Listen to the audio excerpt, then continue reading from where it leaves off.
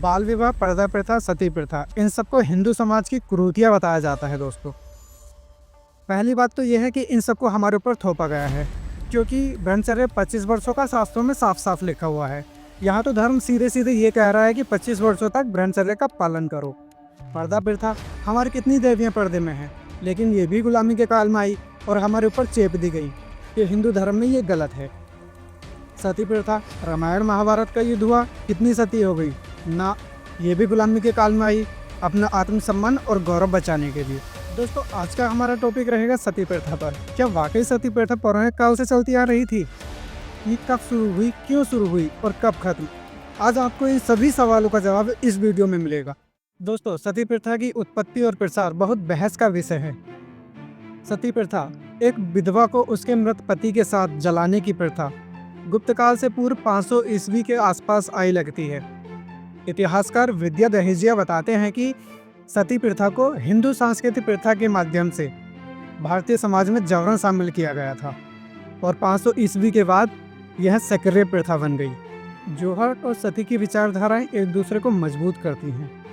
जौहर मूल रूप से युद्ध में हार का सामना करने वाली रानियों और कुलीन महिलाओं के लिए एक स्वचुनी हुई मृत्यु होती थी। माना जाता है कि 19वीं शताब्दी में सती को बेईमान पड़ोसियों द्वारा प्रोत्साहित किया जाता था, क्योंकि यह एक विधवा से संपत्ति हड़पने का साधन था। क्योंकि विधवा को हिंदू कानून के तहत मृत पति की संपत्ति का उत्तराधिकारी होने का अधिकार था। 19वीं शताब्दी में गरीबी इतनी चरम पर थी कि सती एक ऐसी महिला के लिए पलायन का साधन थी जिसके पास बचने का कोई उम्मीद या साधन नहीं था। सती प्रथा का एक दूसरा कारण यह भी था दोस्तों कि आक्रमणकारियों द्वारा पुरुषों की हत्या कर दी जाती थी। उसके बाद उनकी पत्नियां अपनी अस्मिता और अपने आत्मसम्मान को महत्वपूर्ण समझकर अपने पति के साथ चिता में आत्मत्याग कर लेती थी।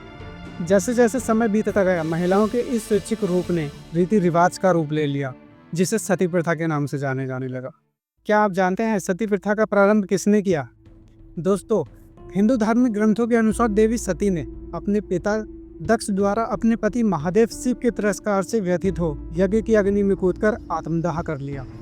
देवी सती से अपने पति का तिरस्कार देखा नहीं गया दोस्तों, इसलिए उन्होंने खुद को नष्ट कर इस पाप से मुक्त होने का फैसला किया। लेकिन उनके द्वारा आत्मदाह करने का फैसला उनके पति महादेव के जिंदा रहते लिया गया था। जबकि सती प्रथा में पति की मृत्यु के बाद पत्नी को सती बनाने के लिए जलती हुई चिता में बैठने को मजबूर किया जाता था। दोस्तों, हिंदू धर्म इसकी अनुमति कतई ही नहीं देता। द्वापर युग की बात करें तो महाभारत काल में 5 पांडवों के पिता पांडु की 2 पत्नियां थी, माद्री और कुंती। पांडु को एक ऋषि द्वारा श्राप दिया गया था, यदि उसने किसी स्त्री के साथ संबंध बनाए तो उसकी मृत्यु हो जाएगी। इस श्राप के कारण पांडु की संतान होना असंभव था, लेकिन कुंती को ऋषि दुर्वासा द्वारा मिले एक वरदान से युधिष्ठिर, भीम और अर्जुन पैदा हुए।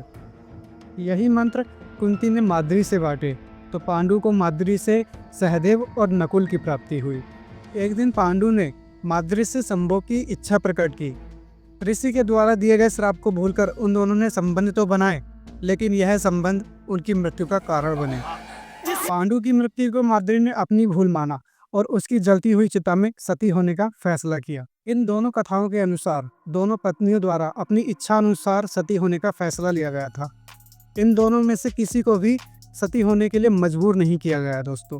इसके अलावा हिंदू धर्म में 3 और सतियों का वर्णन मिलता है: सती अनुसुया, सती अहिल्या और सती सीता। सती प्रथा मुख्य रूप से हिंदू समाज में प्रचलित थी, विशेषकर उच्च जातियों में। समाज इसे धार्मिक और पवित्र कर्तव्य मानता है, लेकिन ये महिलाओं के अधिकारों और उसके जीवन के विरुद्ध था।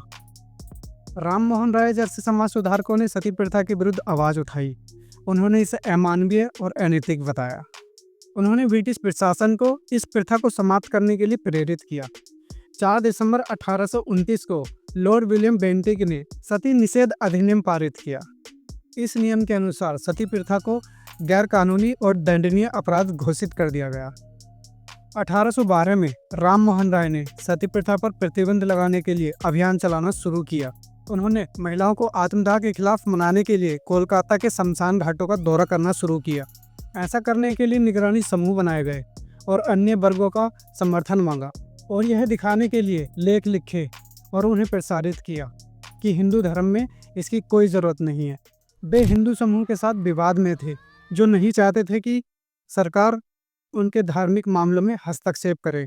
1815 से 1818 तक सती प्रथा की संख्या दुगनी हो गई। राम मोहन राय ने सती प्रथा पर हमला किया, जिससे इतना गुस्सा फूटा कि उनका जीवन कुछ समय के लिए खतरे में पड़ गया। लेकिन राम मोहन राय ने सती प्रथा के लिए लोगों को जागरूक किया और अंग्रेजी सरकार को सती प्रथा को रोकने के लिए कानून बनाने के लिए विवश होना पड़ा। दोस्तों, ये तो आप जान ही गए हैं कि सती प्रथा का विरोध राजा राम मोहन राय ने किया, परंतु आप ये जानते हैं कि ऐसा क्या कारण था जिस कारण उन्होंने इसका विरोध किया। दरअसल दोस्तों, एक बार राजा राम मोहन राय किसी काम से विदेश गए हुए थे। इस बीच उनके भाई की मृत्यु हो गई। उनके भाई की मृत्यु के बाद उनकी भाभी को सती प्रथा के नाम पर जिंदा जला दिया गया।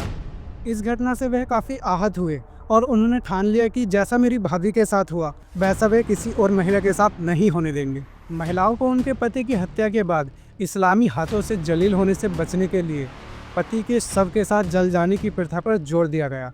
खास तौर पर राजपूत परिवारों में इस परंपरा का चलन ज़्यादा था, जो सती प्रथा से काफ़ी मिलता जुलता था, जिसे जौहर के नाम से जाना जाता है।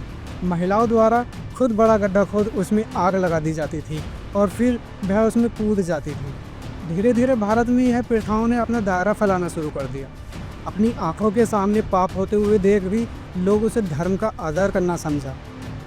कुछ क्षेत्रों में तो पति की जायदाद पर कब्जा करने के लिए पत्नी को जबरदस्ती सती होने पर जोर दिया गया, लेकिन फिर 19वीं शताब्दी में इसे रोकने जैसी हवा बहने लगी।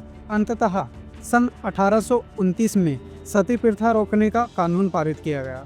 इस प्रकार भारत में सती प्रथा का अंत हुआ।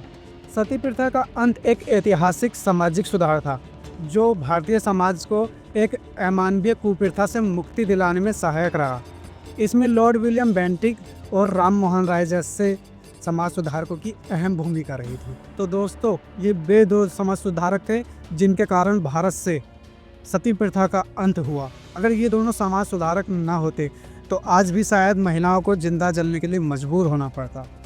तो दोस्तों, अगर ये वीडियो आपको पसंद आई है तो लाइक कीजिए, चैनल को सब्सक्राइब कीजिए और मैं अजय गोला मिलता हूँ आपको नेक्स्ट वीडियो में।